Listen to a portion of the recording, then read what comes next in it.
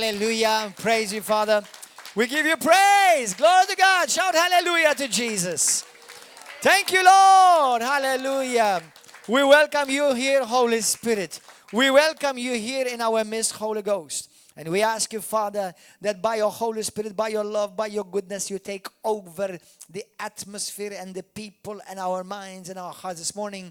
Those who are here present in this building and those who may be following on YouTube, Father. The Holy Spirit is beyond limit, and I pray that you touch everyone that is following and listening, Father. Everybody grab your Bible in your hand, and from your heart say this with me. Thank you, Father, for your word. I am ready to receive your word. I also ask you to give me revelation by your Holy Spirit. Change me, transform me, and do a new thing in my life. I am ready to receive the incorruptible word of God. Because I believe the Bible is God's word spoken out of his mouth by his Spirit. I have what the Bible says I have. I am what the Bible says I am. And I can do what the Bible says I can do. I thank you, Lord God, that I'm a child of God. And today you're going to speak to me, change me, transform me, and heal me. And make me new. In Jesus' mighty name. Amen. While you go to the book of Psalms chapter 11, everybody together, you may sit. I just want to tell you something. You know, I do not believe in coincidences. As a Christian, coincidences do not exist. There's no such thing as a coincidence. The Bible says that the steps of a righteous man, they are ordered by the Lord. You know, the fact that you are here this morning is not even a coincidence. We walk in God incidences, not in coincidences. Now, I'll tell you something. You know, some things happen in our life prophetically. Now, yesterday, funny enough, on that same day, two different people, they did not talk with each other, came and both gave me a gift. And both of the gifts were brand new, good, high trademark shirts. Both of the shirts cost a lot of money. But two different people gave them to me. And one of them has the number 7 on it. It's from a company called 7 and something else. And the other one has 2 people together on it. I'm not going to call the name, so I will not advertise. But all of a sudden this morning just occurred to me that the number 7 is a number of God. And 2 people together is partnership. And I heard in my spirit the Lord saying to me and saying to this church and those who are part of this church that I am giving you a new clothing. I'm giving you a new clothing. Even if you are in Manchester following this message, even if you are in Kenya following this message, if you are in Italy, in Uganda, if you're part of Nations for Christ, receive this prophetic for you. For in my spirit I hear the Holy Spirit nudging me and inspiring me to say these words. I am putting a new mantle, a new clothing upon you for this new season that you are about to embark in. Hallelujah. It is a mantle, it is a clothing, it's a supernatural clothing. It's a heavenly clothing. Hallelujah. And if you believe it, you receive it and give thanks to God for it. In Jesus' name. Hallelujah. Praise God. I receive it. How many of you receive it? Praise God. Go to the book of Psalms chapter 11. Blessed be the name of Jesus. Psalm 11. Verse 3. This is a popular scripture. If the foundations are destroyed, what can the righteous do? How many of you are righteous? How many righteous people do I have here today in this place? Righteous. Are you righteous? Are you righteous? If you're not righteous, you're a sinner. Huh? Sinners do not inherit the kingdom of God. The Bible says, 2 Corinthians 5:21, for he, God, made him, Christ, who knew no sin, to become sin on our behalf, so that through him we may become the righteousness of God. Amen. So today we are righteous. Amen. We are righteous. That means we are in right standing with God. Now listen to me. There are three very powerful, most important principles that you need to learn about true biblical Christianity. Now that's one of them, the righteousness of God. That means you need to know who you are in Christ, your identity in Christ, what you have in Christ, your authority in Christ, your position in Christ. That's called the theology of righteousness. We have a Bible college, we have a Bible course here called the theology of righteousness. It is powerful. Get yourself equipped in that. You need to learn that. You need to get very well rooted in that teaching. Amen? In righteousness, who you are in Christ. The other thing is the kingdom of God. The church is not a religious association. Even though in the government may look at us as a non-governmental organization. But we are not an NGO spiritually. We are an NGO only in the eyes of the government. We are a heavenly organ. We're a heavenly entity. We are not a group or a denomination per se or some. We are a movement. River of Love is a movement. River of Love is not these four walls. We're a movement. We're a people.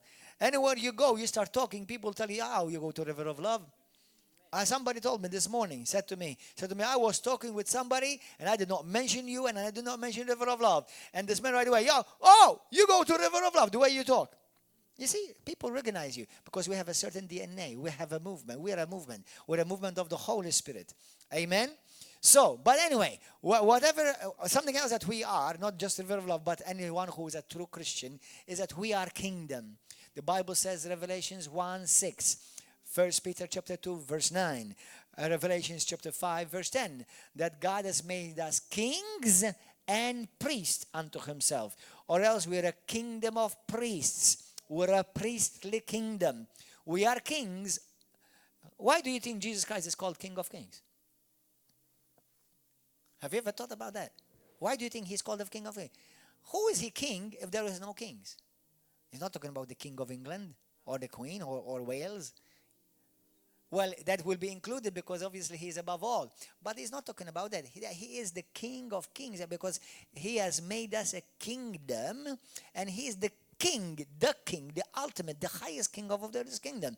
So you need to know that because Christianity is a kingdom. Say it, Christianity is a kingdom. What did Jesus pray? Thy kingdom come. What does kingdom mean? Your rulership, your domain comes on earth as it is in heaven. And the third one, well, I'm going to be talking about it today, and it will not be only today. I will continue it, and by the grace of God next week. The third one is covenant. We are a people of covenant. God is a God of covenant. Everything God does in the Bible always, He does it through covenant. There is nothing that God does without covenant. Amen. We are a covenant people. Your Bible that you hold in your hand. Mine is a smartphone today. Okay? It has the old covenant and the new covenant. We call it Old and New Testament. Amen. Bible calls in Ephesians chapter 2, he calls the Bible the book of covenants. There are many covenants in the Bible. There is the Adamic covenant. There is the Noahic covenant. There is the Mosaic covenant. There are many different types of covenant. And ultimately, the greatest and the eternal and unchangeable one is called the New Covenant, which is done in the blood of Jesus Christ. Amen? So it's a book of covenants. Listen, brothers and sisters, if you read the Bible as a Westerner, you won't understand a thing about it. You have to have an understanding of covenant to understand the Bible. Do you understand? Now we have those courses in the Bible college. We have a course, it's called the Blood Covenant. It's powerful, and if you truly would like to get to learn more, there's a course, there's a book there. It's in our bookstore. It's called the Scarlet, the Miracle Scarlet Thread. The Scarlet of the Miracle, how is it called? Miracle of the Scarlet Thread. It's a book about blood covenant and how we are in covenant. How many of you know that you're in covenant with God right now? Do you know that? Yes. How many of you really know what that means? Yes. Some of you may learn, if you listened intently yesterday, you learned something powerful. But we're going to go on that today. So, our foundation as a Christian is covenant. We are a covenant people. Say it, I'm a covenant man. I'm a covenant woman. Now, if you're a man, don't say I'm a woman, okay? Don't get confused. As a preacher, I have to say both sexes so people don't think that I'm only referring to men or I'm only referring to women. So I'm a covenant man. Say it. I'm a covenant man serving a covenant-keeping God. Amen? Are you understanding that? We are a covenant people. Go to Mark 11:22. In the context of Mark 11:22, Jesus said something powerful that many times we do not look at it in the light of covenant. Brothers and sisters, every word Jesus spoke, he spoke with boldness because of the covenant mentality that he walked with. Today, I'm about to make some of you nervous because some of the words that I'm about to use are not your typical Sunday morning service type of words. I promise you, they will be biblical, but because you've never heard them, they will be a new revelation to you, not outside Bible, but things that you've never seen in the Bible. Listen, in the book of Mark 11, Jesus is with his disciples. He's walking on the road and he see what you call it, that tree? A fig tree. He saw a fig tree. I like eating figs. He sees a fig tree, but it has no figs on it because he was hungry and he saw there was no figs on it. And the Bible says he spoke to the tree, he cursed it, and he said, no man shall ever eat from you again. Okay? Now, by what authority did Jesus Christ speak that? Why would Jesus speak so authoritatively like that? Now, he said in Mark 11:22, then he said, because the disciples, the day after, Peter saw, he said, look, Lord, the tree which you cursed has withered from its roots. And Jesus said to them, truly, truly, I say unto you, have faith in God. Have faith in God. Now, do you know that the word faith also means to be in covenant? When I say I have faith, do you know what I'm saying also? I'm in covenant. This is powerful stuff. When you say, biblically speaking, everybody say, biblically speaking, is covenant speaking. So every time I say I am a man of faith, I'm saying I'm a man of covenant. That changes everything. Everything is about to change in your life, brothers and sisters. Because when I say I am of faith, I'm a man of faith, I'm a man of covenant. And when I'm a man of covenant, I have something big going on and happening in my life. But unfortunately, although it's a reality for every true born-again Christian, not every born-again Christian lives in light of that. So they live lacking in revelation of it. Do you understand? Christianity is a revelation. Go to the book of Genesis, chapter 18. Genesis 18. Everything that God does, He always does it with a covenant, through a covenant. Genesis 18, verse 17. And the Lord said, shall I hide from Abraham what I am doing? Why did God feel obligated to share and show Abraham what he was about to do? Do you know there's something similar like that in the New Testament? John chapter 15, from verse 5 to about 20, Jesus speaks to his disciples. He said, I have showed you everything the Father has showed me. Do you know why though? Because you're my friends. Not because you're good people, but because you're my friends. Now let me tell you something. Biblically speaking, you don't call anyone your friend. Do you know whom you call your friend, biblically speaking? Only those people you are in covenant with. That's why he said, I no longer call you servants, because the servant does not know what his master is doing. I call you friends, because now we're in covenant. Everything I do, you know it. Do you understand now? So, in a Hebrew context, no Hebrew is going to walk up to you, shake your hands, hi, my friend. No way. You're a foreigner to them. You're outside their covenant. You're a foreigner. Ephesians chapter 2, the Bible says we were once foreigners to the covenants of Israel, but now we have become one. Glory! Hallelujah! Do you understand? So unless you're a covenant, you're a foreigner to God. Unless you're in covenant, you are not my brother. Do you know how many people on TV, religious people, oh, you're my brother? No, you're not my brother. You may be my neighbor, and I love you as my neighbor, and it's okay. I mean, we live in a free country. We can hang out with each other.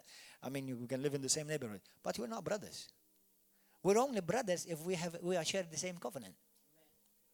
Do you understand? Unless you're born again, you're not my brother. You may come to the same River of Love church fellowship, whatever you want. It doesn't make you my brother.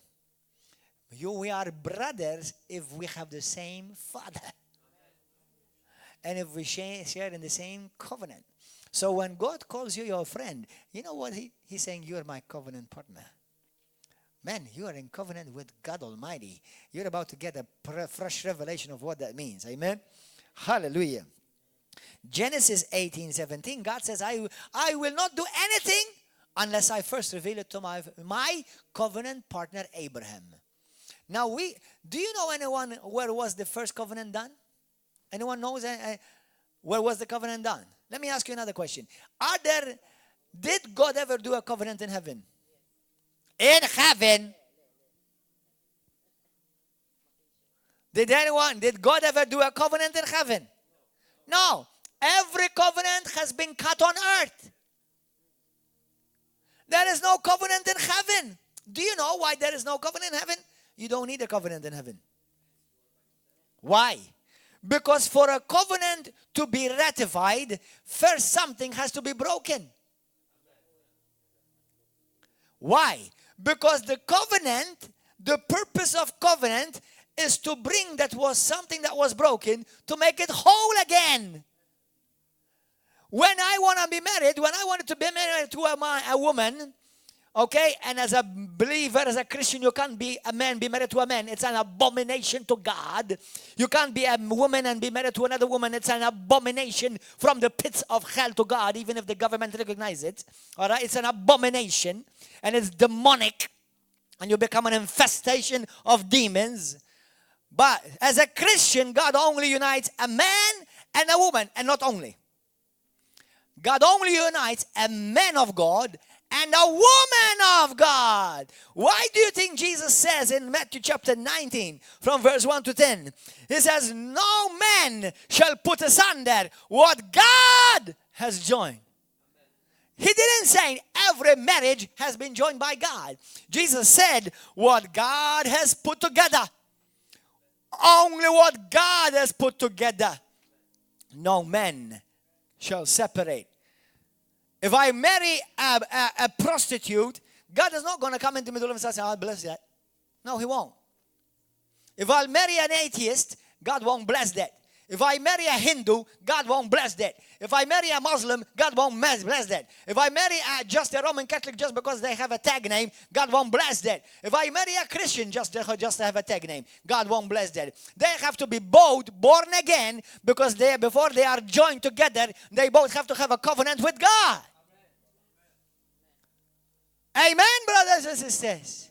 That's why Jesus says, what God has put together, no man shall separate. And if you've been married to somebody who's not a Christian, you know the load that you've been carrying. You know why it's heavy to be married like that? Because you're alive in Christ and she is dead. Or you're alive in Christ and he is dead. You're carrying somebody dead, a dead corpse. Imagine yourself, you're tying a dead corpse to your body all your life. And you have to carry that dead corpse. Hey, bro, what's that? That's my wife. That's why a marriage between two people who are not both of them Christian will never work. Never. It will be hell on earth. Hello? Hello, people. So that's why if you're going to be married, you can't be married to somebody who's not a believer if you are a believer. Make sure your wife is a true Christian. Make sure your husband is a true Christian.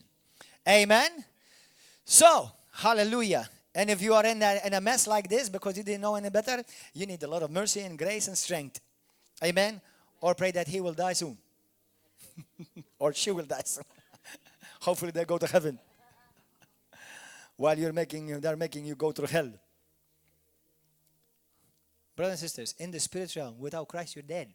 Do you believe that or not? So how can a dead person be married to a living person? That's exactly what you're doing in the spirit realm. When you're somebody who is dead in Christ, who is dead, and trying to be married to somebody who's alive in Christ. That's why it doesn't work. That's why in the Old Testament God said you cannot be married to foreigners. Why are foreigners? Because they're black or they're white or they're yellow or they're green? No, because they're outside the covenant. Yeah. I'm not going to end up making a marriage seminar. Forget that. I've said enough about marriage. So, hallelujah.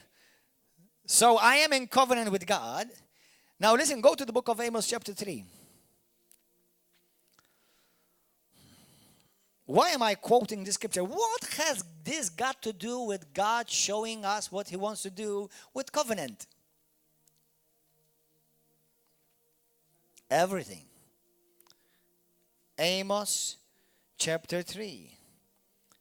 Now, do you now understand the dangers? Now, listen to me carefully. Let me mention this. Let's say I am a Christian and I married a Christian. And then one of us one day wakes up and says, well, I don't love her anymore. Or I don't love him anymore. Or I found somebody better. I now love somebody else. Do you know why now the Bible says you are putting your soul in the danger of hell? Because for you to turn your back on your husband or to turn your back on your wife of covenant, the Bible calls it similar to turning your back on God. How can you be an adulteress and go to heaven?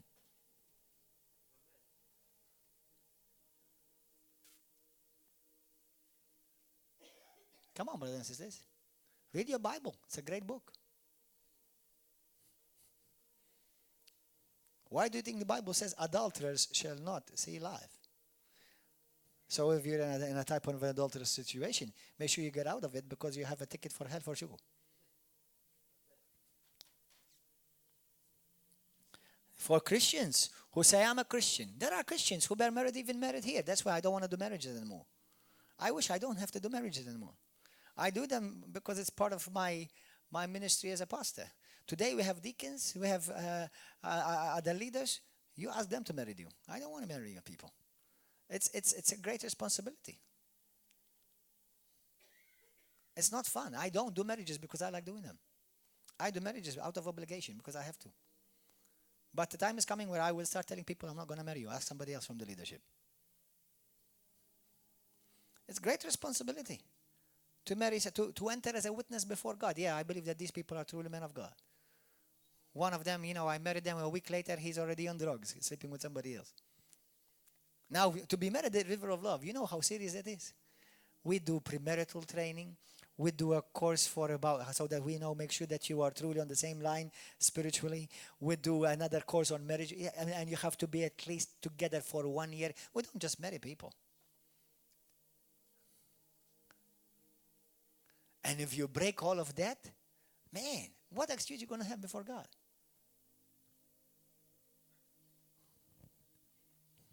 If you want to experience hell on earth, marry the wrong woman. Marry the wrong man. Those of you who are already married and experiencing hell on earth, put on a suit, an asbestos suit. It's not easy. Pray for your partner. If you are married like that and you're a Christian or your wife is not a Christian or your husband is not a Christian, pray for them a lot and fast for them a lot. Fast for them. Bible says that you, through your life, you may redeem them. It doesn't guarantee they will be saved, but because of your lifestyle, because of your prayer, you may bring them to Christ. Then you will be their Moses. You will be their Esther. You deliver them from darkness. It has happened, but it's not easy. It has happened. There are people who have done that, but it's not easy. Hallelujah. Praise God. So, Amos chapter 3, verse 7. Surely the Lord, everybody say for sure. That's what it means, surely, for sure. For sure the Lord God does nothing unless he reveals his secret to his servants, the prophets. Do you know every time that something is going to happen in the church, God reveals it to me? Do you know that? Do you know many times, spiritually, when something is happening with many people's life, God reveals it to me? Actually, God may reveal it to you too if you're listening. Why? Because you're in covenant with Him. And what does that mean, Pastor? We're about to find out. Listen to me. There is the first covenant that we see is after Adam and Eve fell. And the reason why there was a need for a covenant is because where covenant is needed is because where harmony was broken. You see, in heaven, there's no need for a covenant because there's perfect harmony. The covenant, a blood covenant, was necessary. Why is you see, God planted men and women, Adam and Eve, not Adam and Steve, on earth. He planted men. And until they walked with Him, they were in perfect harmony. There was no covenant needed. But then the relationship was severed because of sin. And God said, I want to retrieve them back. I want to redeem them back. I want to buy them back. So let's make a covenant. He killed an animal. And by the killing of that animal, by the shedding of blood, because life is in the blood, the Bible says, through the shedding of that blood, God is signifying that now for me to redeem you back, somebody else has to die in your place.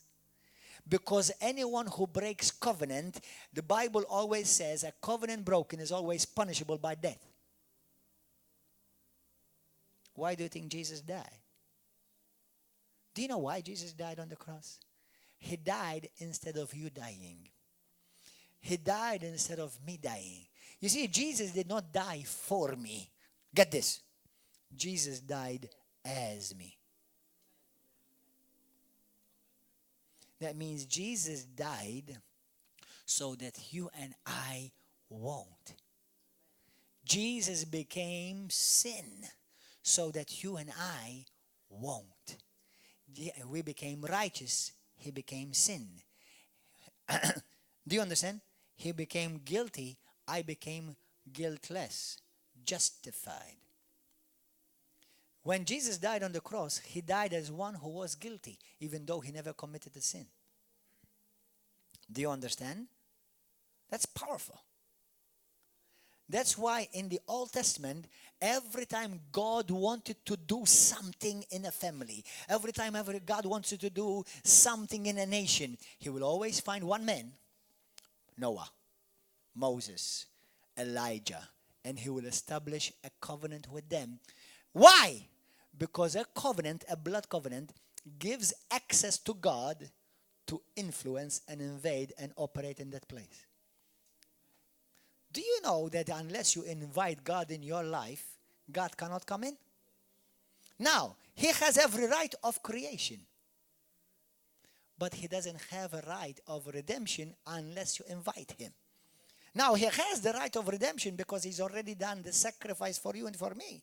But you have to accept that part of the covenant. Because every time a covenant is done, there's always a two. You can never do a covenant with yourself unless you're God. Because Jesus Christ God did not do a covenant with me and you. Did you know that? God did not do a covenant with me and you and Him. God made a covenant with Him and Himself. That's why He sent Jesus, the Son of the living God. When you saw Jesus, you saw the Father. When you heard Jesus, you heard the Father. When you saw what Jesus did, you saw what God the Father do. If you've seen me, you've seen the Father. So, a covenant is needed when something is broken. Do you know, me and you, do you know why we need a covenant of marriage?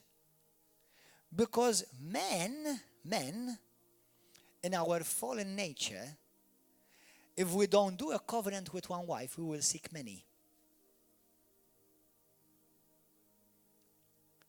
Many men I know in their body, okay? They could be men of God and they will be holy and living right. But men, even women, not just men, without God, we're just like animals. We'll go from one partner to another. You need a covenant. Now, let's visit this. When a man and a woman get married in Christ, and I'm talking now for Christians only, if truly the man and the woman have not fornicated before they have come together in a covenant of marriage, on the first night or the first morning or the first afternoon, it doesn't matter whether you do it in the evening or for breakfast or for lunch, the moment there is penetration, there's the breakage of blood.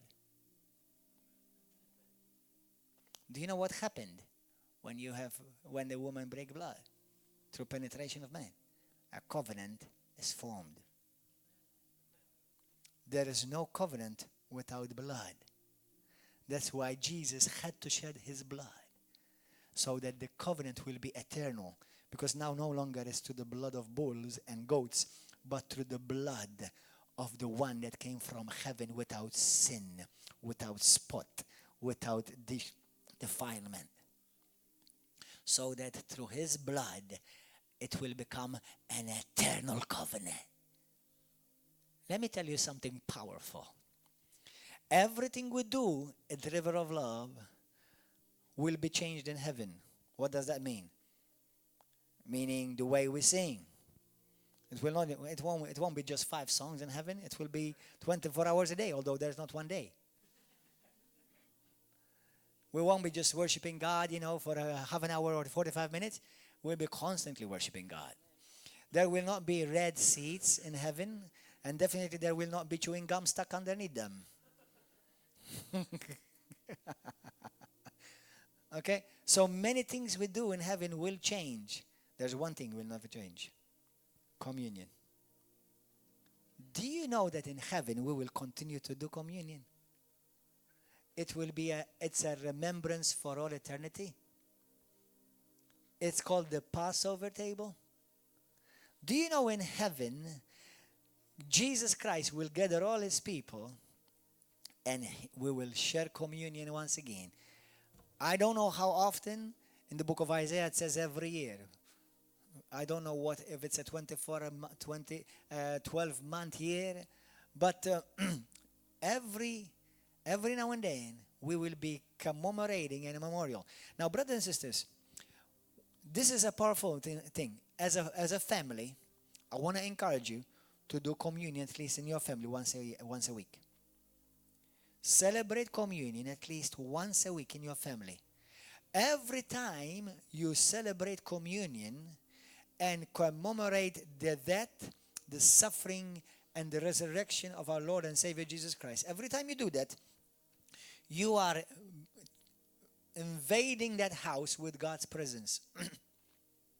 You're establishing God's kingdom in that area.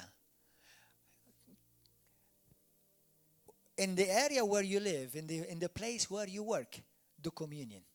Now, for those who come from a Roman Catholic background, we were taught that only the Catholic priest does communion. It's not so in the Bible.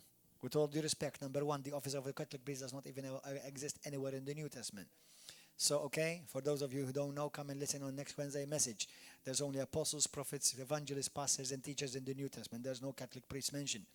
But with all due respect, irrelevant of that. In the book of Acts chapter 2, which is a reflection of the Passover, the Bible says that the Christians did communion from house to house. Did you know that? And normally, because Christianity has, it's a Hebrew faith, the Bible says in the Old Testament, it is families that used to do communion in the home. In the home. They didn't go to the synagogue to do communion. By time, eventually it became that you do it in the church and the large gathering. Now, but imagine when you have thousands in the same place. How can you give communion to each one of them? It will take hours to feed them all.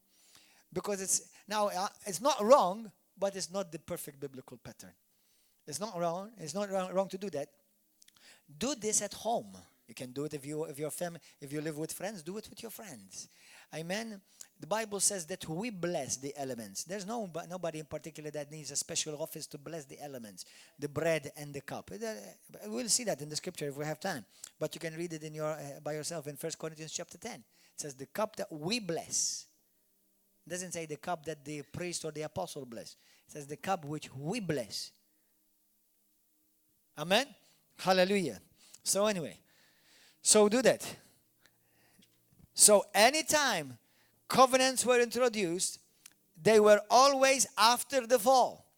Until there was heaven on earth, God and his people were in perfect harmony. No covenant was needed. Amen? So what does covenant do? Covenant makes you one. Me and my wife are one. You and your wife are one. Now guess another thing.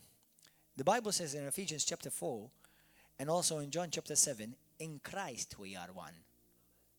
Do you see how dumb, how stupid, how arrogant, how sinful, how blasphemous it is when you come against your brother in Christ?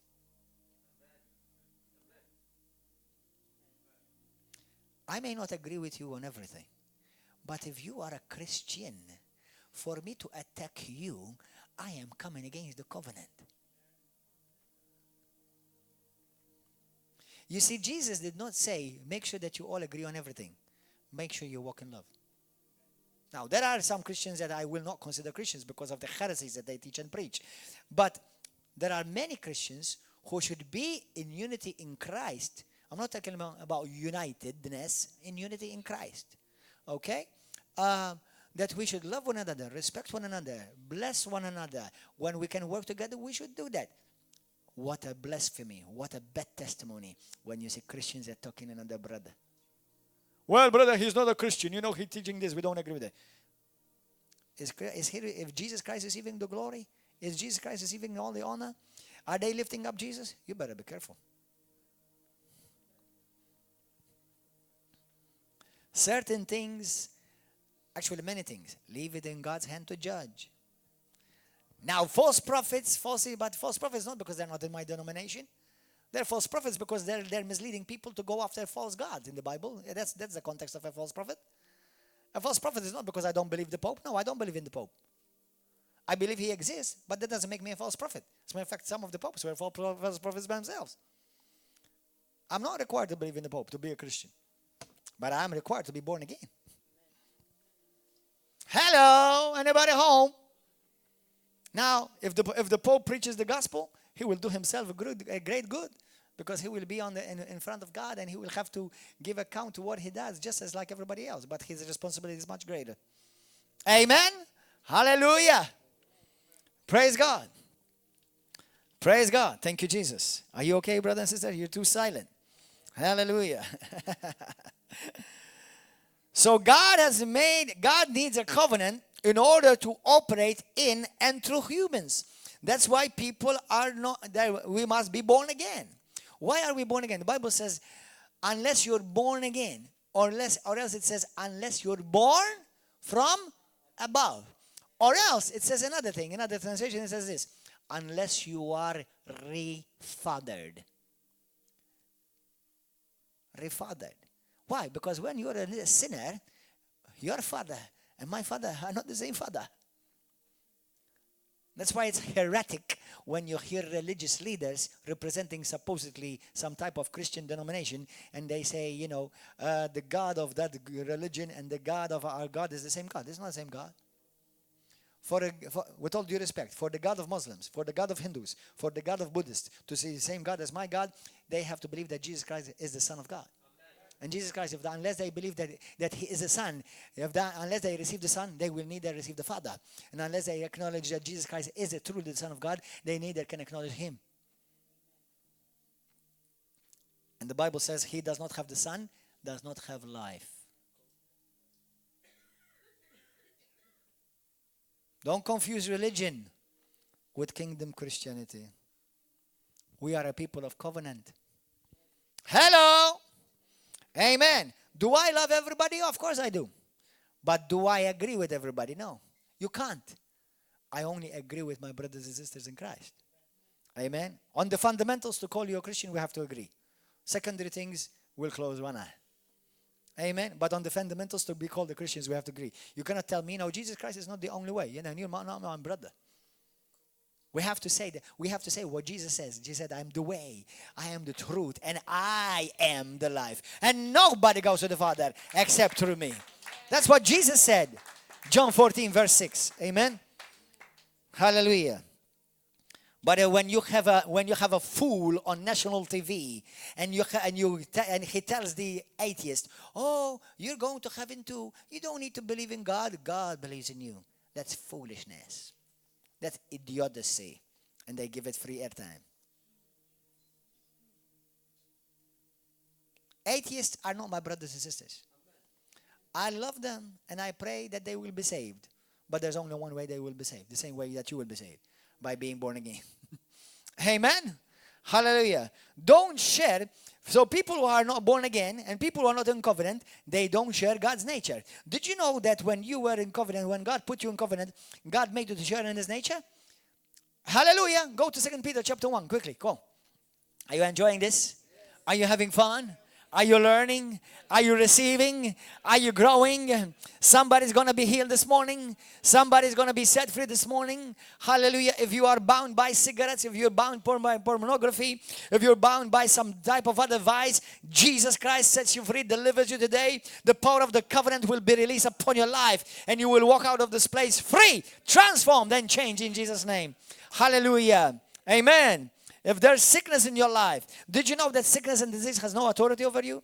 Did you know that sickness and disease, if you are the temple of the Holy Spirit, it's illegal in you? Did you know that? Did you know that? Did you know if the body is a temple of the Holy Ghost, sickness is illegal in me?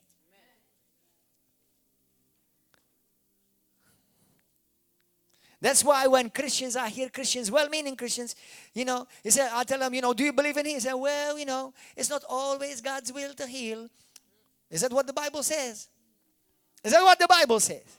The Bible says just like it's always the will of God to forgive, it's always the will of God to save, it's always the will of God to heal. But just because it's always the will of God to forgive, does that mean everybody is forgiven? They must receive the forgiveness. Just because it is the will of God for everybody to be saved, does that mean everybody is saved? No, they must receive salvation. Just because it's the will of God for everybody to be healed, does it mean that everybody is healed? No, they must receive healing too. Because in covenant, there's always two ways. God's part, man's part. God's way, man's way. And they meet in the covenant, in the blood, in the body of Jesus Christ. So whatever you don't have, don't blame God for it. Blame you. Because God has provided salvation. God has provided healing. God has provided forgiveness. God has provided everything. Now, what are you doing about it to receive it? Are you lining yourself up to receive what God has for you? Amen? Hallelujah. Just as much Jesus Christ bore our sin, just as much Jesus Christ bore our sicknesses. That's what the Bible says. Just as much as Jesus Christ became sin for us, the Bible says he also became curse for us. Did you know that? Did you know that Jesus Christ became a curse for us? When I found that out and I read that in the Bible, I couldn't believe it was in my Bible. Man, I can't imagine Jesus Christ become a curse for you. Did you know that Jesus Christ became a curse for you? How many of you don't know that? Lift up your hand, be honest. How many of you don't know that? Did you know that Jesus Christ became a curse for you? Did you know that? Be honest. Did you know that, my brother? That Jesus became a curse for you? It's in Galatians chapter 3. From verse 9 to 13. He who knew no curse, he became a curse. And he who knew no sin, he became sin. It doesn't just say he carried sin. It says he became. Let me give you a powerful covenant statement. Are you ready? What God hated, Jesus became.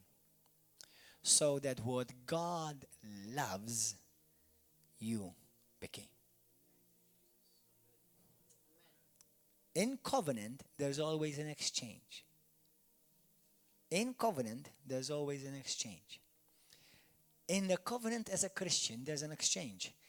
God gives us his spirit, we give him our body. God represents me right now in heaven. Let me assure you, God is not talking about any one of you right now. But in heaven, he's talking about me right now. He's telling them, look at my son Gordon. He is proclaiming me boldly. He is telling them what my son has done on earth. Look at him and let me tell you, my son, I love him. My son is great. He is wise. He is smart. He's anointed. And I love him so much. He's talking with the angels about me right now. How do I know that? Doesn't Jesus say, if you talk with me in front of humans and about I will talk about you in front of my Father? So what am I doing? I represent him on earth. He represents you in heaven. Hallelujah. Hallelujah. Amen. Hallelujah.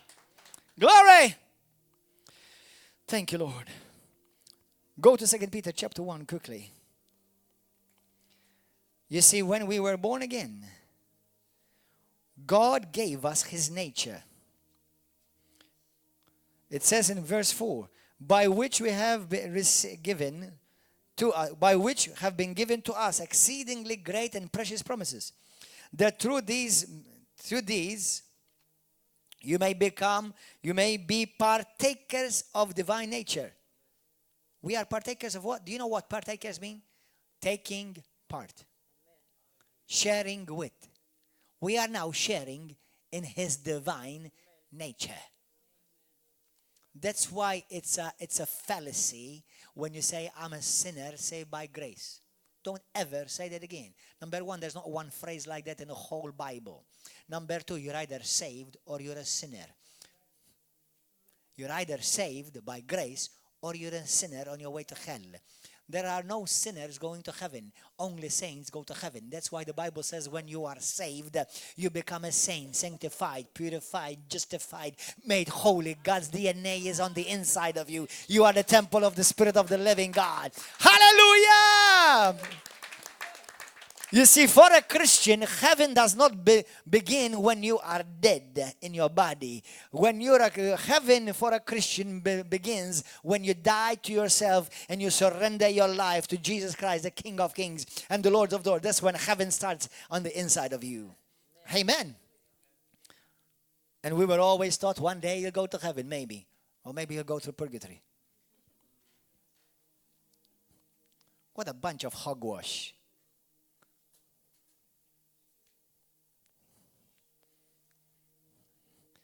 Oh, I want to say something. And if this offends anyone not here, I don't think. You see, the truth will offend anyone who does not want to hear it. Do you know why Catholics pray to saints? They don't have a concept of covenant. Why do I need to go and talk to a human when God Almighty lives on the inside of me?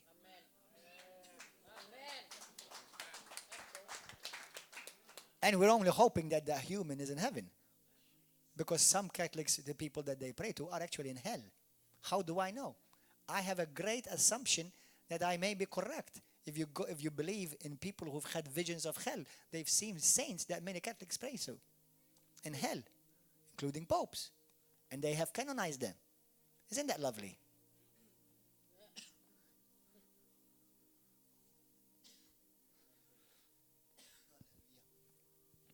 If you have a revelation that you have a covenant with God, you will not pray an hour, 1 minute, 1 second prayer to any saint or patron for the rest of your life. Hallelujah. Thank you, Jesus.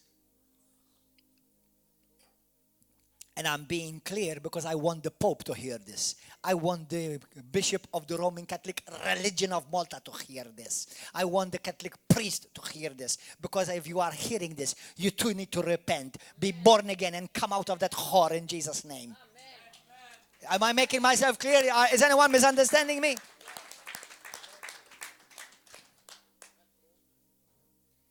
Oh, Pastor, you are too straight.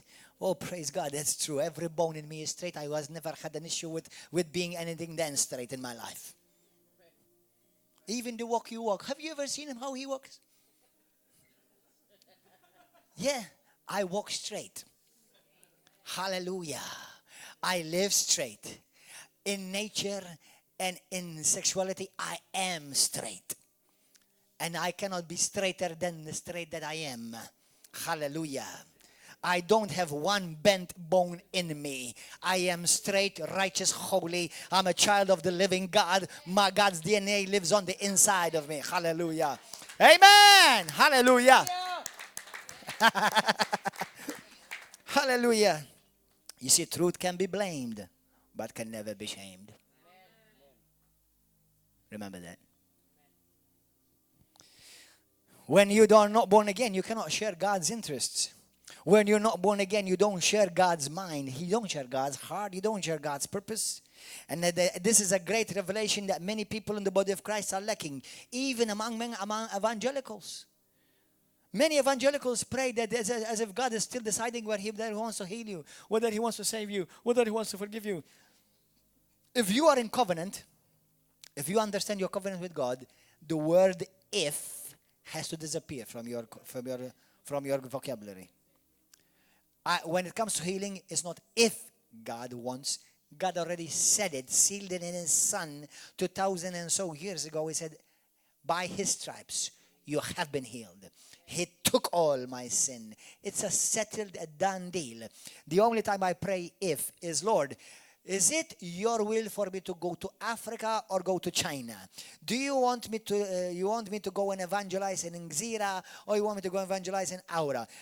Because why? Because nothing is written about that in the Bible. I have to seek God's Holy Spirit to lead me. But where God's will is clearly revealed, don't ever put an if in front of that. Otherwise, you're acting in ignorance and you're living under the privileges of your God-given covenant rights. Amen. Hallelujah. Amen. Do you know when God's covenant is established in your life, God is glorified? Do you realize that God's covenant costed Him everything for you to enjoy His blessings? Amen. Hallelujah. So today you draw from His covenant. Well, go to 1 Corinthians chapter 6. Listen. What covenant means? What you see, when me and my wife, when we were married, do you know what God calls us? The two shall become one. Now listen, my wife was a born-again Christian. She's still a born-again Christian, thank God. She hasn't changed. That would cause me a lot of trouble. Well, more trouble to hell, because she'd be going on to hell without Jesus Christ, for sure. But that's not the case, thank God. My wife is a woman of God. But I was a born-again Christian, and I'm still born-again Christian. I'm not changing. Okay? One day, one TV presentative. She has a program on TV now one day. We used to dance together because I used to be a professional dancer. Some years ago, she saw me after many, many years, and she said, "Hey, look, yeah. Are you still the same? Praise the Lord." I said, "No, I'm not the same. I've gotten a lot worse since then." She said that following Jesus is just maybe a year or two. I tried that and then we'll move on. No. Every cell in my being, I'm possessed. Amen. Hallelujah. I found the best. Amen. I found the King of Kings. Or should I say, He found me, because I was the one lost, not Him. Amen. But praise God. But brothers and sisters, you see, when you're in covenant, now listen to this, because there's going to be some powerful stuff. There are no longer the two of you. Now you are one. So, if you are now in covenant with God, what does that make you? One with God. When you read the Bible, ask the Holy Spirit to give you revelation. Because you don't grow on information, you grow on revelation. 1 Corinthians 6:17, what does it say? Read it to me, my brother. My dear son Stanley. 1 Corinthians 6:17. Read it for me. Praise the Lord. 6:17. But he that is joined unto the Lord is one spirit. That's enough. He that is joined unto the Lord is one spirit. Me and God are no longer two. Me and God are one. In the spirit. Brothers and sisters, how many of you love the truth? How many of you love the truth? if you don't love the truth, this church is not for you. Actually, there is heaven for you. Let me tell you something. Christianity is the only faith in the world where the people are filled with the very God they serve. Do you know why? Islam, you've got God and the people. Hinduism, you've got there millions of gods and the people. Buddhism, you have a God, a man, and the people. Even Judaism, to a certain extent, although it was a faith of covenants. But they never became one with God like we are one with God, because the covenant of the law, they never made them one with God. They made them servants of God. You and I became sons of God. That's why in the old covenant, if you died under the old covenant, you had to go to a place, to a waiting place until redemption come, because you couldn't enter heaven. But today when you die, do you know what you do? You shoot right into heaven. Amen. Do you know why? Because heaven already is inside of you. Do you know what's your hindrance? It's called flesh, body. Why do you think Paul says, Philippians chapter 1, verse 21, it says, for me to live is Christ. Why do you think Paul says in Philippians 1:23, it says, I have a problem. I am not sure what to do. Should I remain in this body or should I go to heaven? If I remain in this body, it's better for you because I continue to teach you and encourage you and build you. But if I leave from this body, I will be present with the Lord. How come he was so bold? He knew exactly where he was going. Because heaven was inside of him. He already knew that he was one with God. And the only hindrance, the wall of divide, was his flesh. That's why, listen to me. I give a loving warning to all those who may be following. When you attack a true Christian, you're not coming against the flesh. You're coming against God. Because you're coming against the God that he or she is in covenant with. We are the only, if you want to call us like this, which I don't like this word, religion in the world, that God walks among us, that we carry his spirit. Because we are the only people in all of creation that God has a covenant with. That's why if you want to be saved, you have to have his nature on the inside of you. Must be born again. Must be in covenant with him. So everybody say it. I am joined with God. I am joined with Christ. And I'm one spirit with him. That's what the Bible says. That's what the Bible says. Why do you think Jesus said, the same works that I did, you shall do also even greater than these? Why? Because, why do you think you're called a Christian? Do you think Christian is some nice religious name? Christian means Christ-like. Huh? Like Christ, follower of Christ, imitator of Christ. Do you know what was the Bible? What is the God of the Bible is called? He's called Yahweh. Or I am. The word Yahweh means I am. You know. Do you know what he says? I am the God of Abraham. I am the God of Isaac. I am the God of Jacob. Acts chapter 19. I am the God of Paul. I am the God of Gordon. Do you know what that means?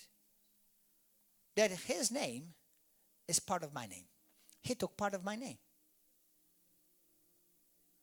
Do you know what? When somebody comes against me to lie, to smear, to do a smear campaign against me, God is saying they're coming against me. They're coming against me. Now, that's why you offend me. It doesn't bother me. But to offend my God, it bothers me. That's why you can say Gordon is this and is this, and I laugh. And then you start mocking Jesus. Man, that bothers me. That bothers me. I leave God to judge you. But it hurts me. Why? Because me and him are one. We're part of each other. Hallelujah. Thank you, Lord. That's why, you know that filth program and play that were on the TV? They do a lot of empty, blasphemous jokes and make everybody laugh because their life is so empty that they need somebody to fill them up. and they find dumb people to fight with a dumb audience. You see, as long as they characterized me and acted like me, it didn't bother me. But when they started, praise the Lord, thank you, Jesus, what were they doing? Were they mocking the Lord? That's why it offended me.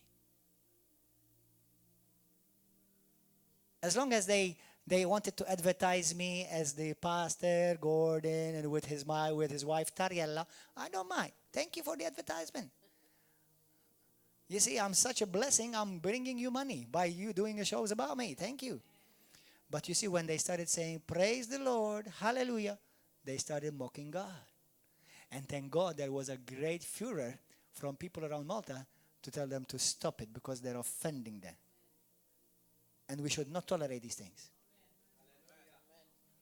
How lovely this current administration has made it a law that you can blaspheme God and no problem.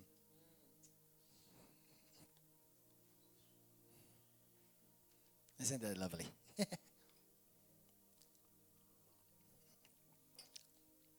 For the sake of freedom of speech. But then if you say something, they will take you, they will threaten you, they will come against you, they will lie against you. If you speak and stand for righteousness, it's okay. We stand strong because we are in covenant with God Almighty. We're in covenant with God Almighty. Hallelujah! When you are in covenant, listen to this. It means God is saying to you, you belong to me. I am a property of God. But guess what? God belongs to me. God now belongs to me. That's why I'm a man of God. God is the God of Gordon. God belongs to me. Like he is the God of Abraham, Isaac, and Jacob, he's also God of Gordon. He's God of Stanley. He's the God of Ivan. He's the God of Joseph. Amen? Your belongings belong to each other. What did we bring to God? Nothing. What did God bring to us? Everything. What God has, I have. What I have, God has. Why do you think the Bible says, Jesus says many times in John 14, chapter 15, chapter 16, it says, ask whatever you want in my name.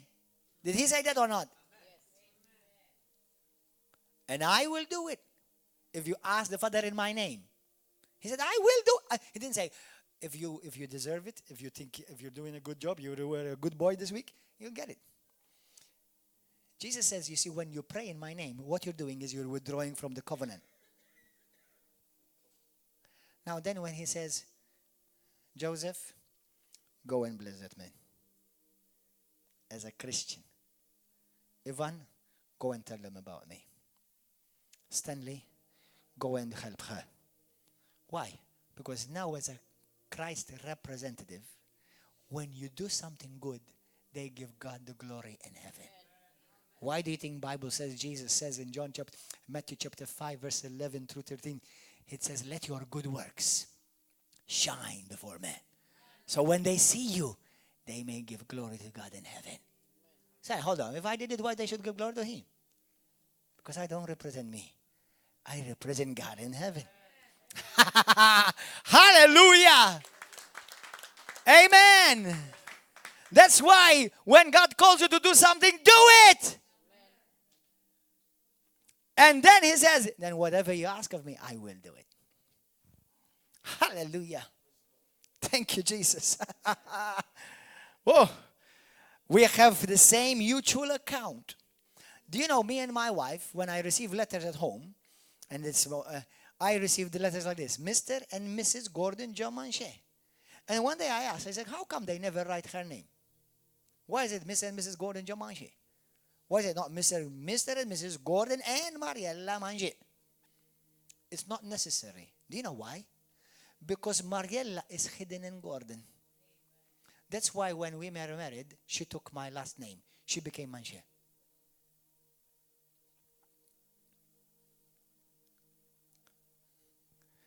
You see, when somebody calls Manchè, it's a name that belongs to me on this earth, and anyone who's under that name is also referring to me. It's going to affect me because we're in covenant. Now, when somebody calls upon the name of Jesus Christ, they are they are affecting us, either blessing us or they're offending us or hurting us. Hallelujah. Thank you, Lord. Now go to Colossians chapter 3 quickly. The Bible says that we have died in Christ. We are hidden in Christ. Now, God gave us everything.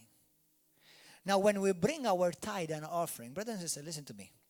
Because many Christians, they think that Jesus Christ is their Lord, but when it comes to money, they forget that the Lordship is also over the area of the finances. If God gave you everything you have, everything. You see, it's not, I've preached it many times, and the Bible says it in many places, that the tithe is called the first fruit.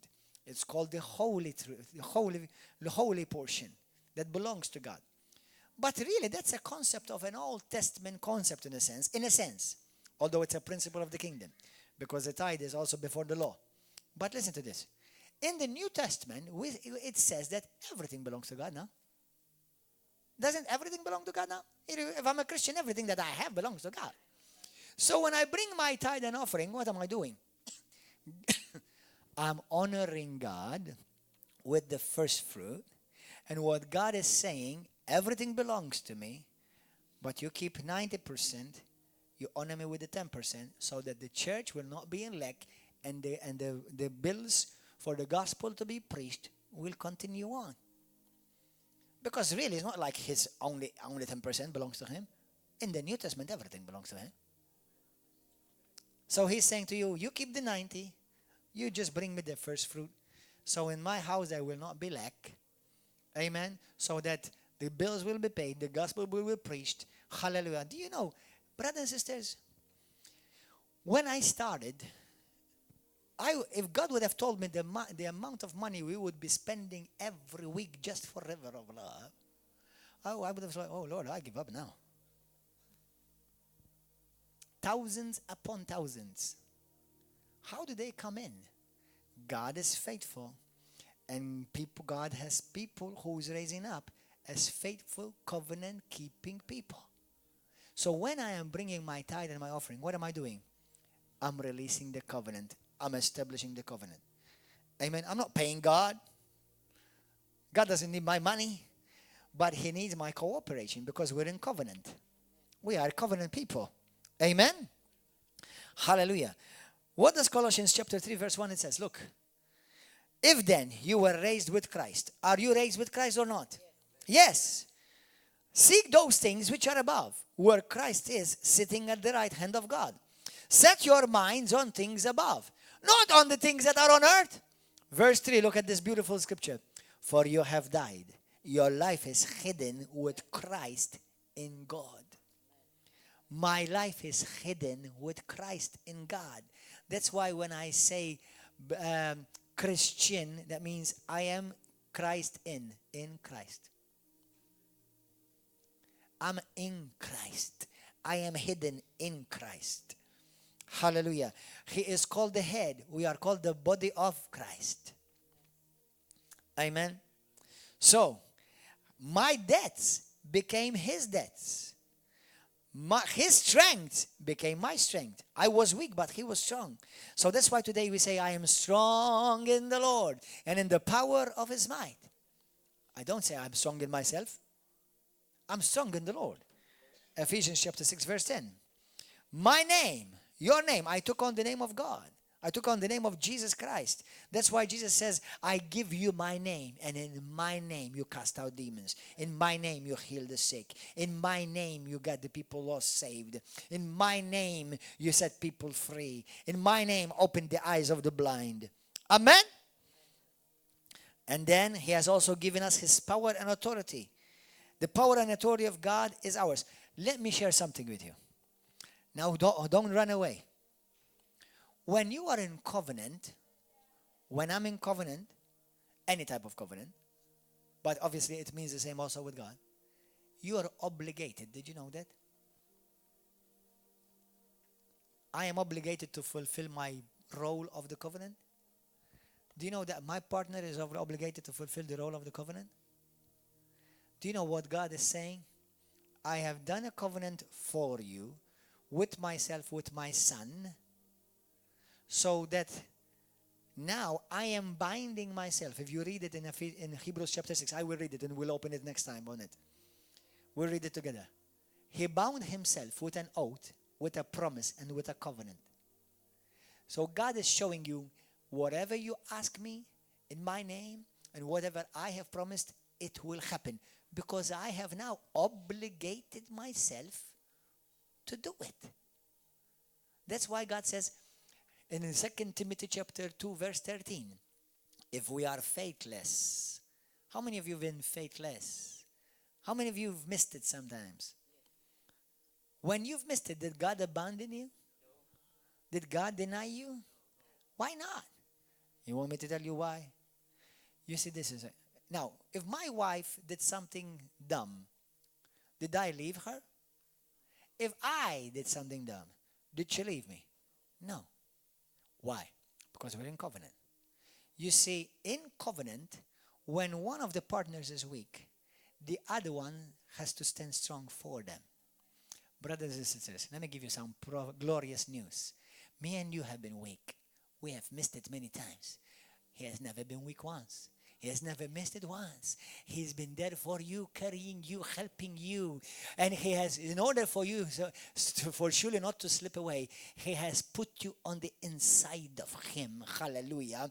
Because now you are in Christ, in God. That's why in 2 Timothy chapter 2, verse 13, read it. If we are faithless, he remains faithful. For he cannot deny himself. I'm sorry, that doesn't make sense. What does that mean? When you're in him, he calls you himself.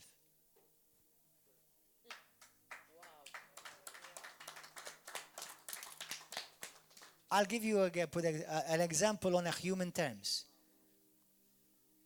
When a woman is pregnant with a baby, just let's say now on a human level, she may feel one day bad. She may have the blues and the greens and the whites, whatever. Okay? And she says, oh, I don't want this baby. Has the baby left just because she doesn't want it? Now that's human. Now God never says, I don't want you. So because you're in him, he cannot deny you because you're part of him. This is a great revelation. You need to chew on this a lot. Because I'm in him, you know, just like my seed are on the inside of me. It can never be apart from me. Whether they're working, whether they're functioning or not, it's there.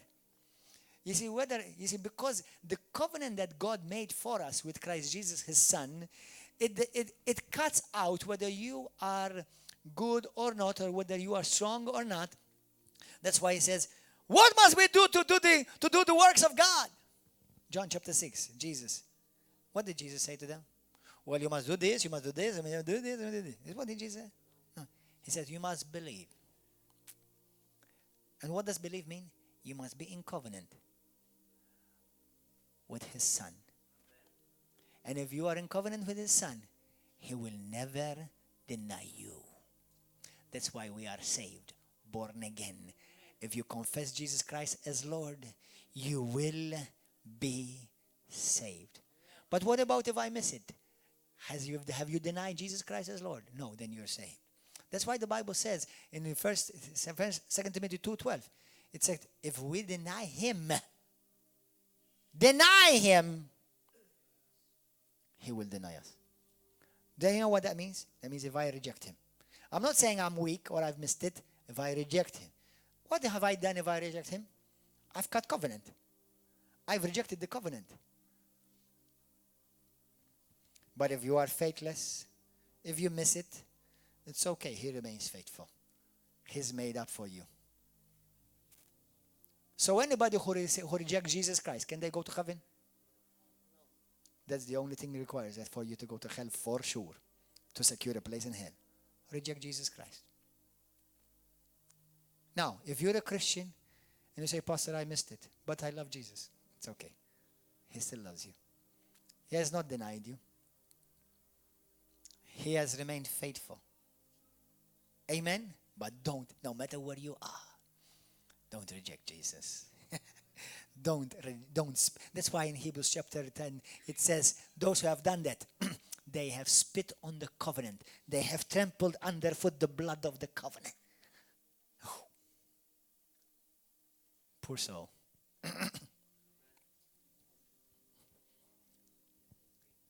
Amen. Now, brothers and sisters, go to 1 Corinthians. Are you okay, guys? Are you there? Let me read to you 2 more scriptures because they will bless you. Go to Isaiah 54 quickly. I promise you we'll start. We will be finished before tomorrow.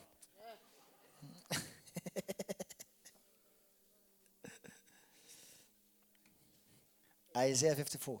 Do you know, Satan does not want you to hear this. I'm a man of covenant. I'm a covenant man. I serve a covenant-keeping God. Everything is going to be okay for me. My future looks bright. My future looks secure because I'm in covenant with God Almighty. You see, He cannot not let me be sure that I'm secure because I represent Him. And if I do bad, I represent Him badly. If I go under, I represent Him badly. He's the God of all universe.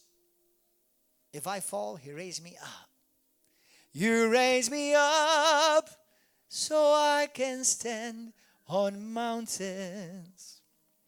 You raise me up to more than I can be. I am strong when I am on your shoulders. You raise me up to more than I can be. He raises you up. He saves you. He heals you. He delivers you. He keeps the covenant. Hallelujah. Isaiah 54. If you want more, come back next Saturday and Sunday. Look at this beautiful scripture, verse 10. For the mountains shall depart, the hills may be removed, but my kindness shall never depart from you, nor shall my covenant of peace be removed, says the Lord, who has mercy on you. He will never break His covenant. 2 Chronicles chapter 6. Hallelujah, hallelujah. The presence of the Lord is here. Verse 14.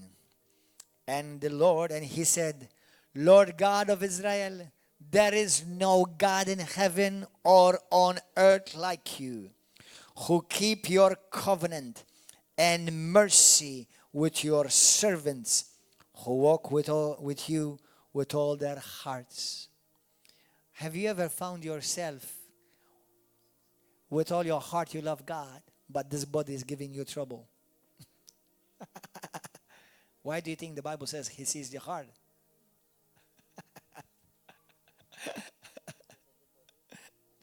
Hallelujah. Psalm 89. You see, David, this is powerful. Jesus Christ is called the Son of David. We'll open up on more on this next week. He's not called the son of Abraham. He's not called the son of Moses. He's called the son of David. We are enjoying today the Davidic covenant. David was a shadow of what was to come. Jesus Christ is called the son of David. Now David, if you know the story, he missed it many times. He even committed adultery. He killed the husband of one to take his wife. Man, that's wicked. Then why would God call him a man after my own heart? How many of you have sinned and in your heart you're crying out, Lord, I don't wish to hurt you. I don't wish to sin against you. My body is giving me trouble, but my heart belongs to you.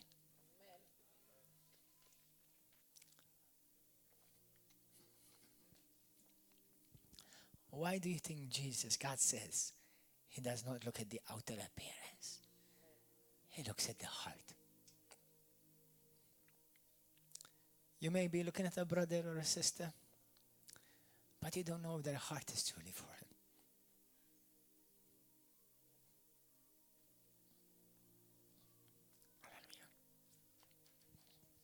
Hallelujah. Hallelujah. Psalm 89. Hallelujah. The presence of God is here. Verse 33.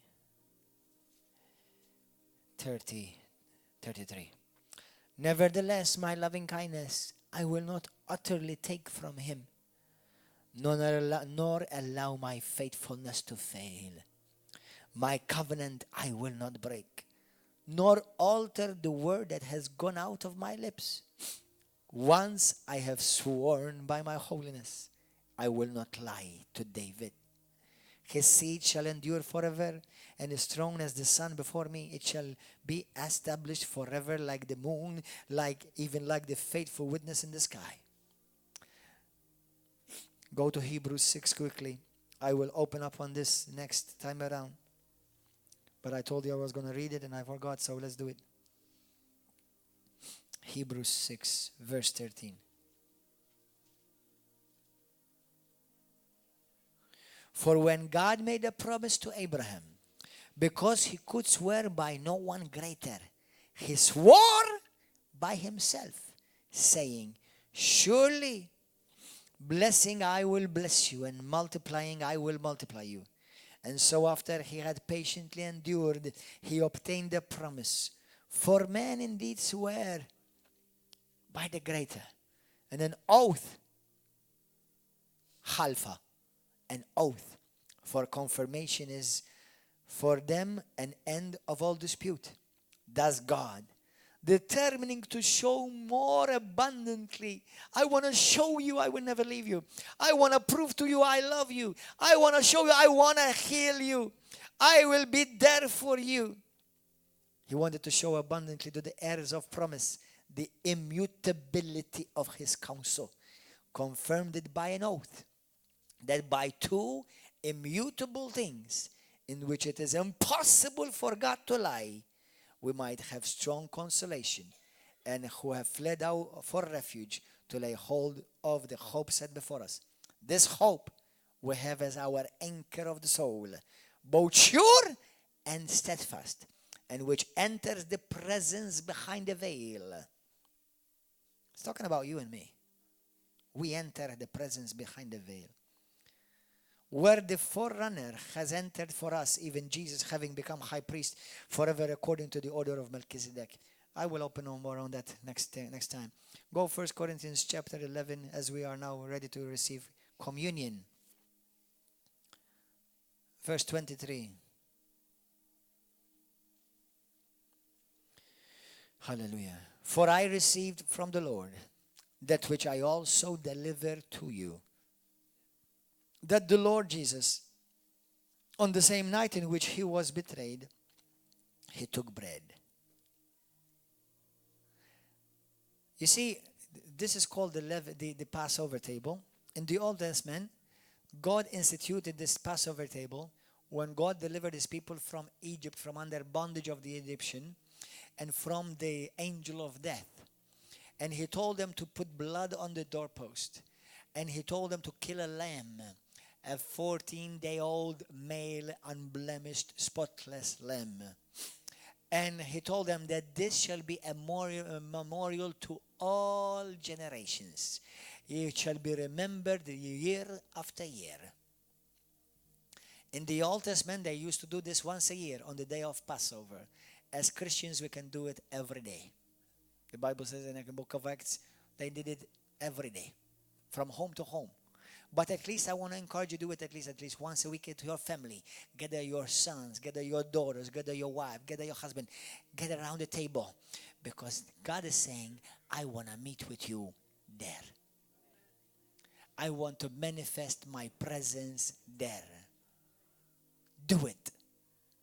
So that you release the covenant blessing upon your house. Hallelujah. And then, the Bible says Jesus took bread. Now, brothers and sisters, let me read to you quickly. He gave bread, he took bread, and he gave thanks, and he broke it and said, "Take, eat, this is my body, which is broken for you. Do this in remembrance of me." In the same manner, he also took the cup after the supper, saying, "This cup is the new covenant in my blood. This do as often as you drink it in remembrance of me. For as often as you eat this bread," now we eat bread, "and drink this cup," we drink from the cup, "you proclaim the Lord's death till he comes." What am I proclaiming? The Lord's death. What am I showing forth? What am I exemplifying? Now let me tell you something powerful. In the spirit, there is no yesterday, today, and tomorrow. That time does not exist in the spirit realm. Time only exists in the earthly realm, in the natural realm. Now listen to this. In the time realm, we are eating and we are partaking of bread. In the spirit realm, what happened 2,000 years ago on the cross is also kind of, sort of. Remember why? Because it's eternity. In eternity, what is eternity? Remember, for God, a day is 1,000 years is like a day. So what Jesus did could have been just yesterday. In the spirit realm.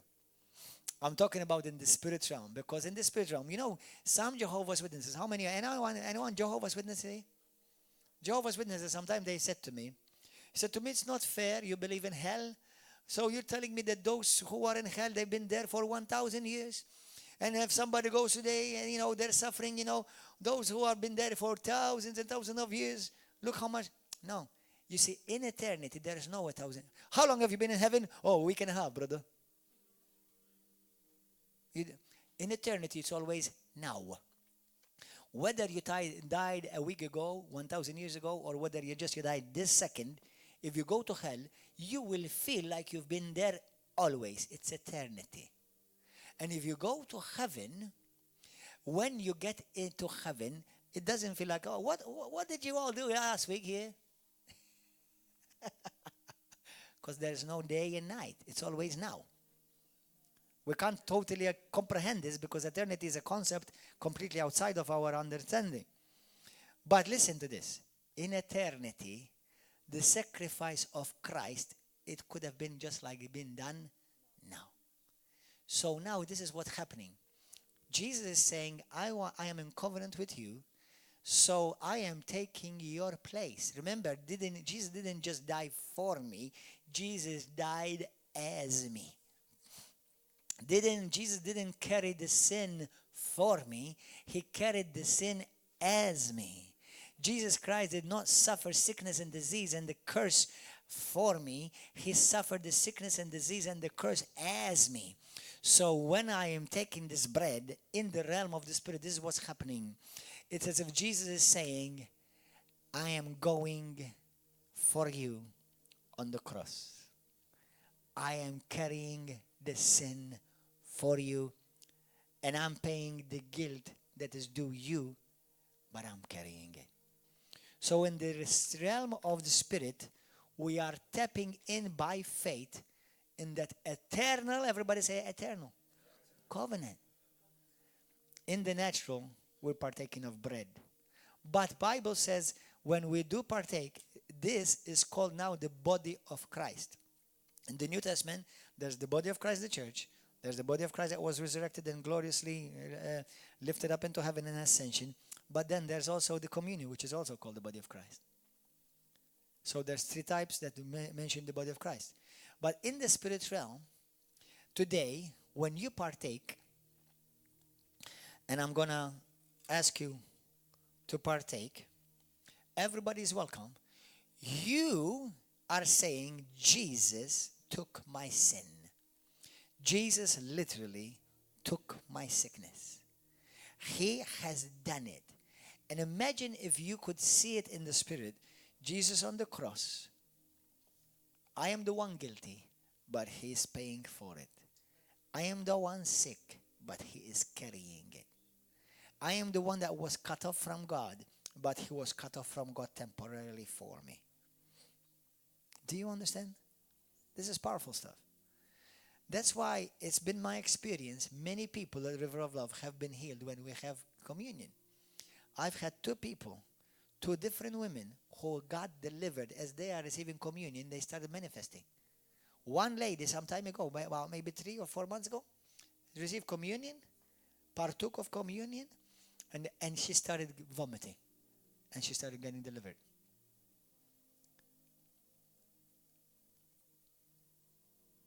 Powerful. So, say this with me. And I'm going to invite you out here in a moment. And as we pray, as a matter of fact, come and gather around the table of the Lord. Come. Come quickly, come. You are all invited. Come. Come. Just leave me that camera. Just come out, but leave me that camera for view. And would you please somebody help me here. Brother, help me. Take that and you give them all. Dip the bread in the cup, but don't eat or partake yet. Just keep it in your hand. Get away from in front of the camera, please. Where's Ola?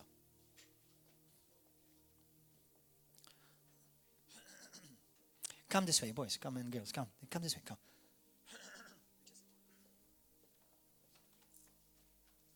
Hallelujah. Come. Just give view to the camera. Come. Don't eat it, okay? Don't eat it. Just keep it in your hand. Keep it in your hand. Hallelujah. Praise God. How many of you have received this morning this word? How many of you are going to walk out of this place free? If you're not saved, you're going to walk out here saved.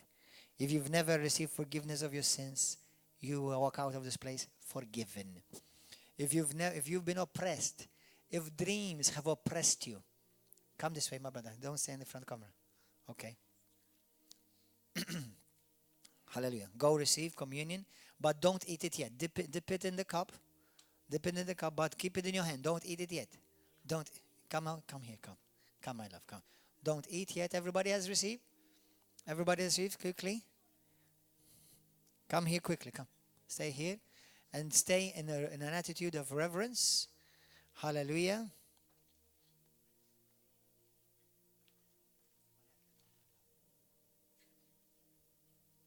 Hallelujah. Praise God.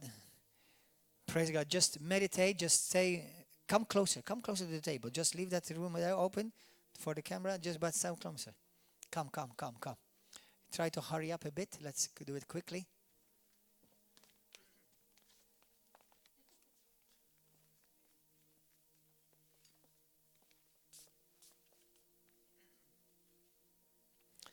Hallelujah. Don't eat nothing yet. تاكلش لسه. Don't eat yet. Receive right now. Receive. Because this is the time when you're going to, you see, what I'm about to do is this. Hallelujah. We're going to release the power of the blood covenant on your life. As we are about to pray, we will release the power of the covenant of heaven, of the divine released on earth and in your home, in your family, on our church. As we celebrate this, as a born again people of God, we are making this place, we are making our life an altar, a memorial for God's presence and for God's kingdom to invade. Amen. Receivers. Okay. Ready? If there's something in your heart that you need to fix with a brother, the first moment that you have opportunity, go and fix it. If there's something that you have had against a sister,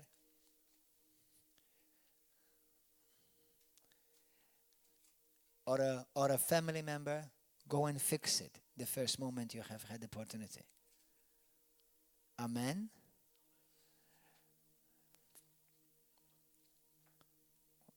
Remember that we are one. The Bible says in 1 Corinthians chapter 10, because of this bread, we have become like one loaf now. Now listen to me. Let me give you a powerful revelation. Brothers and sisters, the Bible says Jesus Christ, his body was broken so that this body will be made whole. Do you think the body of Christ needs healing?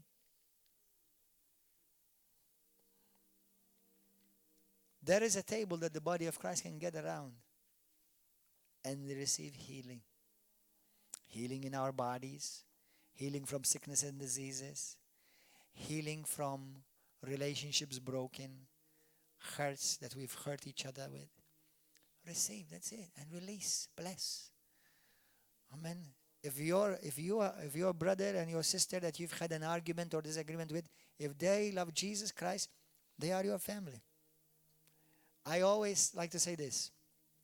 My toes and my toes, my nose and my toes are in the same body. But they don't eat meat very often. But we're still the same body. There are brothers and sisters, you have to love them, but you can't agree with them on everything. But if they're a Christian, you cannot come against them. Amen? On the night that Jesus Christ was betrayed, he took the bread. He broke it. And he broke it because he was signifying and he was resembling how his body was going to be broken and crushed. The Bible says he was crushed for our iniquities. That's literally what the Bible says in Isaiah 53. He was crushed for our iniquities. He was bruised for our sicknesses and for our diseases. And by his scourging, we were healed. Jesus is saying, son, the sickness that you're carrying, you don't need to carry anymore. I took it. The burden you're carrying, you don't need to carry anymore. I carried it. The sin that's hindering your life, I took it. You don't need to carry it anymore. Live free in Christ. Live forgiven, loved, blessed. If you miss it, remember, he has not denied you. But rise up again. Don't excuse wrong. God will forgive you of any wrong as long as you don't excuse it. Say this with me. Say, Heavenly Father, mean it from your heart. Heavenly Father, I thank you for your son, Jesus. Jesus took my place. He carried the curse that was due me. He carried the punishment that I deserved. On the cross should have been me, but instead, he went to the cross for me. Jesus, I believe in you with all of my heart. You truly are my Savior, and you are my Lord. I renounce sin. I renounce false religion. And I declare you the Son of the Most High God, that on your body you truly carried all my sin and sicknesses and diseases. And by your precious blood, you gave me new life. I receive that. Fill me now with your Holy Spirit. Jesus, thank you that as you, my covenant partner, you went to the cross for me. You died for me. You rose again from the dead for me. And because of this, today I live. I give you my body. I give you my life. Use it for your glory. In Jesus' mighty name. Now as you partake, receive your healing. Receive your blessing. As you are now made one with him in Christ. You're made one with God. Eat it with thanksgiving. Eat it in Jesus' name. Receive.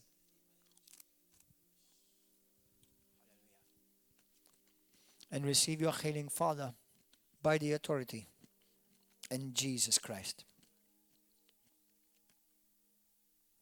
Any sickness that has afflicted anyone who has been watching this live stream, any disease, any demonic oppression.